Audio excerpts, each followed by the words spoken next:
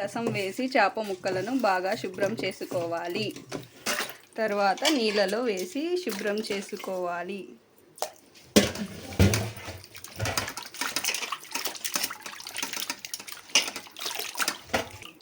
శుభ్రం చేసిన తర్వాత పక్కకు తీసుకొని ఒక ప్లేట్లోకి తీసుకోవాలి. ఇప్పుడు ఒక ప్లేట్ తీసుకొని అందులోకి కారం 2 స్పూన్, ధనియాల పొడి 1 స్పూన్, ఉప్పు తగినంత, జీలకర్ర పొడి 1 టేబుల్ స్పూన్, ఫ్రెష్ అల్లం వెల్లుల్లి పేస్ట్,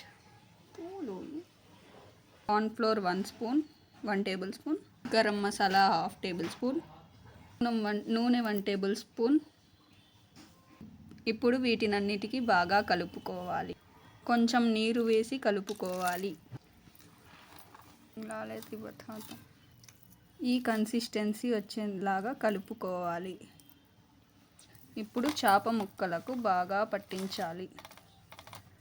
ఇలానే అన్నిటికీ పట్టించుకోవాలి, అన్ని చేప ముక్కలకు.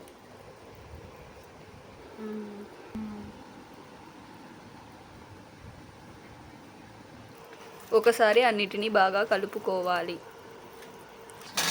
ఇలా బాగా కలుపుకున్న తర్వాత ఒక 2 అవర్స్ పాటు ఫ్రిడ్జ్లో పెట్టాలి. ఇప్పుడు వీటిని 2 అవర్స్ పాటు ఫ్రీజర్లో పెట్టాలి.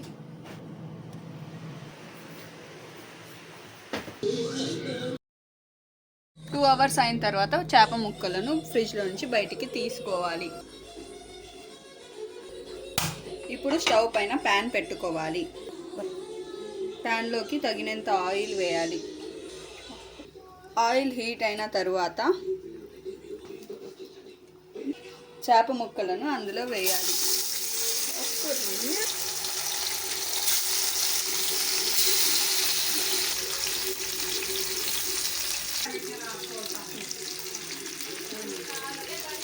ఇప్పుడు ఒకసారి అలా ఇలా కట్టుకోవాలి. బోత్ సైడ్స్ ఫ్రై అయ్యేలాగా తిప్పుకోవాలి. లో మంట పైన ఫ్రై చేసుకోవాలి.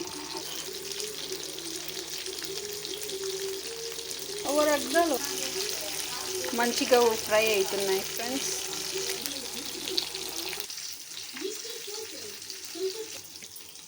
కుక్ అయిన తర్వాత ఇలా తీసుకోవాలి ప్లేట్లోకి.